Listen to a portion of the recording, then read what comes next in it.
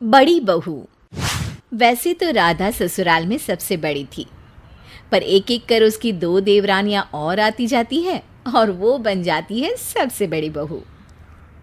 अरे राधा, तू तो सबसे बड़ी बहू है घर की।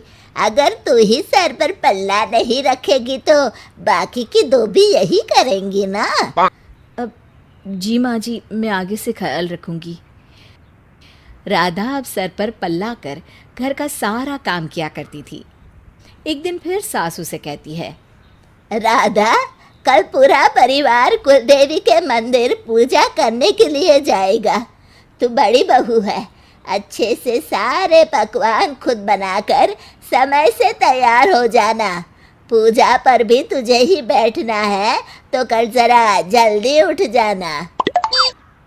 अगले दिन अंधेरे में उठ राधा पूरा काम कर समय पर तैयार होकर खड़ी हो जाती है।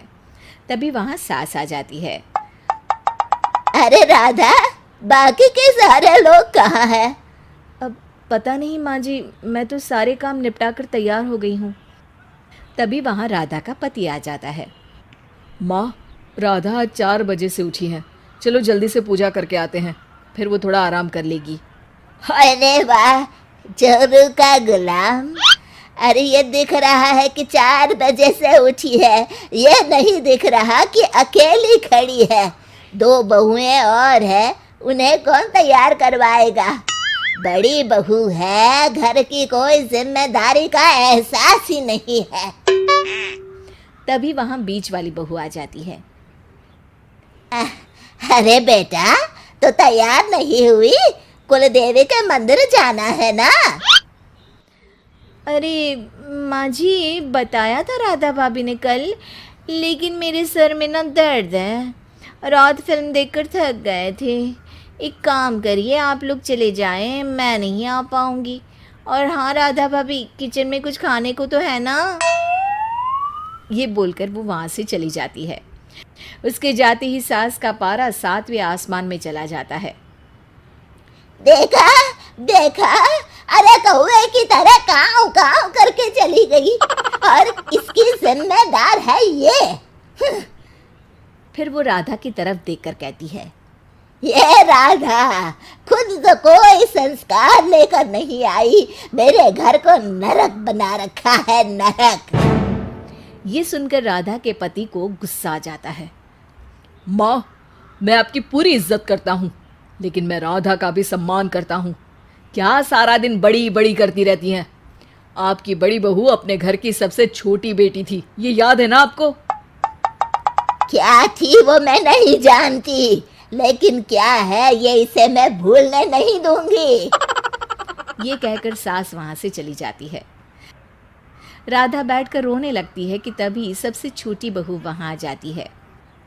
छोटी बहू, जो अपने घर में सबसे बड़ी थी, वो उसे कहती है, दीदी, आप क्यों रो रही हैं? आपने तो हमेशा माँ जी की बात मानी है, हमें बड़ी माँ जैसा प्यार दिया है, लेकिन अब जब बात आपके सम्मान की है तो हम लोग आपको यूँ रोने नहीं देंगे, कुछ ना कुछ तो करना ही पड़ेगा। ये बोलकर वो राधा के पति को कुछ कहती है और वहाँ से चली जाती है। अगले दिन सास, अरे राधा, क्या हो गया? 10 बज गए हैं, कहाँ मर गई? कोई मुझे खाने को देगा? तभी वहाँ मजली बहू भी आ जाती है। ओहो, मुझे भी तो बहुत भूख लगी है, कुछ खाने को आज बना नहीं। राधा थोड़ी देर वहाँ नहीं आती है तो सास उसके कमरे में जाती है, जहाँ राधा होती नहीं। अरे मोहन, राधा कहाँ है? आज सुबह से उसका चेहरा नहीं देखा। सो रही है क्या? अरे वो सोती ही रहेगी तो बाकी की 2 भी सोती रहेंगी, फिर तो लो चल पड़ा घर। माँ, घर का बड़ा होने के नाते मैं अपना फ़र्ज़ अच्छे से पूरा कर रहा हूँ। राधा भी बड़ी बहू की पूरी जिम्मेदारियाँ उठा रही थी, लेकिन वो अब आपके ताने को लेकर काफ़ी परेशान होकर कहीं चली गई है। अरे जाए मर्जी, जहाँ जाना हो। मेरे पास 2 और बहुएं हैं, किसी बात की कमी नहीं है मुझे। मैंने तो बस संस्कार देने की कोशिश की थी। अरे मजली बहू, ज़रा खाना खिला, जल्दी से भूख लगी है। माँ जी, मुझे तो खाना बनाना ही नहीं आता। आपने हमेशा राधा भाभी से काम कराया, मैं नहीं बना सकती खाना। अरे तू तो राधा के भरोसे ही इस घर में टिकी है। अरे कुछ तो बनाना आता होगा ना। ना अम्मा जी ना, कुछ नहीं। घर में मैं ना सबसे छोटी थी, तो माँ ने कभी काम कराया ही नहीं। अरे छोटी तो राधा भी थी, लेकिन मजाल है कि उसे कोई काम ना आता हो। मैंने तो उसे कुछ नहीं सिखाया, फिर भी पूरा घर कायदे से संभाला था उसने। तभी वहाँ छोटी बहू आ जाती है।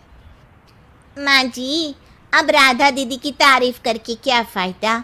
जब तक वो थी आप उन्हें खरी खोटी सुनाती, सब आराम करते और वो सारा दिन काम करती, और वो भी अकेले, क्योंकि वो बड़ी बहू है। अरे बहू बड़ी हो या छोटी हो, इंसान तो इंसान ही होता है ना माँ जी। उसे भी प्रशंसा सुनने का मन करता है। और ससुराल में अगर वो पति की माँ का सुनकर सारा काम करती भी है तो सिर्फ इसलिए क्योंकि वो उसे माँ का दर्जा देती है। माँ की तरह आपने हमेशा उन्हें डांटा, लेकिन क्या कभी माँ की तरह प्यार भी किया? तू सही कह रही है छोटी, लेकिन अब क्या करे। तभी वहाँ राधा आ जाती है। अरे माँ जी, मुझे ना आज सुबह ही कुलदेवी के मंदिर जाना पड़ गया। माफ़ करिए, मैं बताना भूल गई, पिताजी के लिए पूजा थी ना आज। अरे बेटा राधा, यहाँ बेटा मैं तुझसे माफ़ी मांगना चाहती हूँ। बड़ी बड़ी बोलकर मैंने तुझे तो बड़ा कर दिया, लेकिन पूरा घर तेरे सामने छोटा पड़ गया। मुझे माफ़ कर दे बेटा। और हाँ, आज से घर का सारा काम सब मिलकर करेंगे। मैं क्या करूँ ये मुझे बता देना। हाँ बेटा।